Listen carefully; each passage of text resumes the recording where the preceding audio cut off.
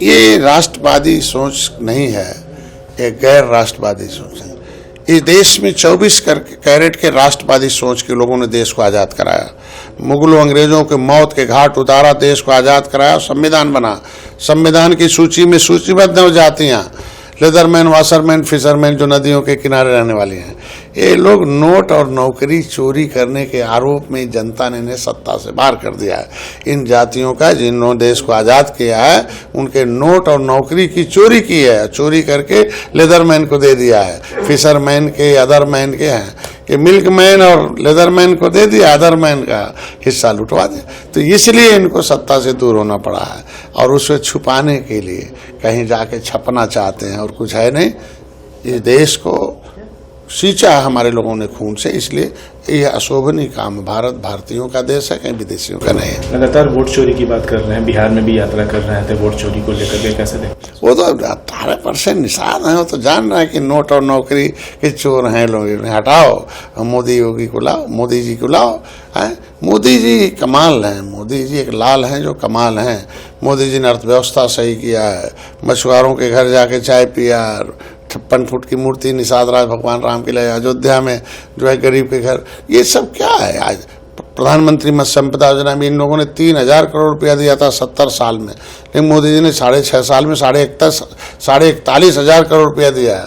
तो ये चीज़ें हैं, तो आज के दिन में इनके लिए पॉलिसी बनाई है।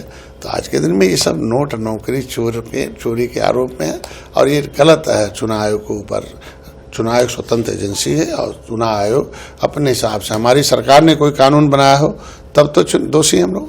इन्हीं के समय का कानून है, उसे लागू कर रहा है चुनाव आयोग। और भाई कौन आदमी चाहता है कि मरा हुआ आदमी वोट दे दे, विदेश का आदमी, बाहर का आदमी वोट दे दे? 2 जगह वोट है, कहीं 2 जगह डालेगा। और वोट अगर कटा है तो जुड़ा भी है। तो अब ये तो संवैधानिक प्रक्रिया, और संवैधानिक प्रक्रिया पर आरोप लगाना गलत है। क्या लगता है इससे बिहार में असर पड़ेगा सर आने वाले चुनाव में? कोई असर नहीं लोगों का है। ये सब बिहार में फिर बाहर आए, फिर मोदी सरकार आए, तभी संभव है। जब यहाँ के लोगों ने सब जान लिया 70 साल में कैसे लूट मची। मिल्कमैन आते हैं तो मिल्कमैन हीरो हो जाते हैं, अदरमैन जीरो हो जाते हैं। कांग्रेस आती है तो उनके लोग हीरो, बाकी अदरमैन जीरो हो जाते हैं। यहाँ अदरमैन लोग इकट्ठे हो गए, जितने लोग हैं वो कहते हैं मोदी के साथ रहेंगे, फिर मोदी को लाएंगे। बिहार में नेता प्रतिपक्ष हैं तेजस्वी प्रसाद यादव, वो लगातार कह रहे हैं कि बिहार बदलाव की तरफ बढ़ रहा है। मुख्यमंत्री अब थक गए हैं, रिटायर्ड हो गए हैं, अधिकारी बिहार चला रहे हैं, कैसे देखते हैं तमाम चीज़ें? देखिए, आज के दिन में बिहार में भी बाहर आए और फिर मोदी जी की सरकार आए, नीतीश जी की सरकार आए। ये एक पिछड़ों के नेता हैं। आज के दिन में जब इनके हाथ में सत्ता थी तो खाली इनको वही मिल्कमैन दिखाई देते थे, अदरमैन काहे नहीं दिखाई दिए? भाई अदरमैन का हिस्सा दिए होते तो शायद सत्ता से दूर नहीं होते आज के दिन में। ये तो सामाजिक न्याय समिति का रिपोर्ट कहती पूरे देश में कि लेदरमैन का 23% पे कब्जा है और 27% में मिल्कमैन का कब्जा है। तो कौन और अदरमैन क्यों अपनी नोट नौकरी पर कब्जा कराना चाहेगा? इसलिए इन लोगों ने, जनता ने ठाना है फिर से ये मोदी और नीतीश को लाना है, फिर इनको कभी नहीं आने देना है ये व्यवस्था। उत्तर प्रदेश में जिस तरीके से सर आई लव मोहम्मद को लेकर के जो मामले हो रहे हैं, घर भी बुलडोज किए जा रहे हैं, आरोप लग रहा है सरकार के ऊपर कि गैर कानूनी तरीके से घर तोड़े जा रहे हैं, लोगों को पकड़ा जा रहा है जो मुजरिम नहीं है। सर सुप्रीम कोर्ट ने भी फटकार लगाई कि ये गलत तरीका है घर तोड़ने का, क्या कहेंगे तमाम चीज़ों पर?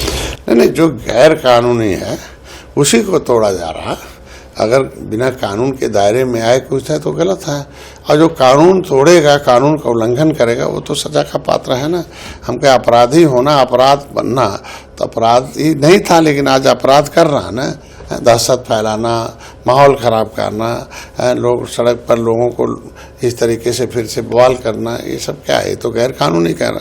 तो असंवैधानिक, उसके लिए तो कानून बना हुआ, कानून के दायरे में ही कोई जा रहा है ना, ये सारे फुटेज के हिसाब से। तो आज के दिन हम लोग कोर्ट के आदेशों का सम्मान करते हैं, लेकिन मैं योगी जी को भी धन्यवाद दूंगा कि कड़े रुख न अपनाएं। तो ये तुष्टीकरण वाले लोग, ये अब तुष्टीकरण से नहीं, अब संतुष्टीकरण से देश चलेगा।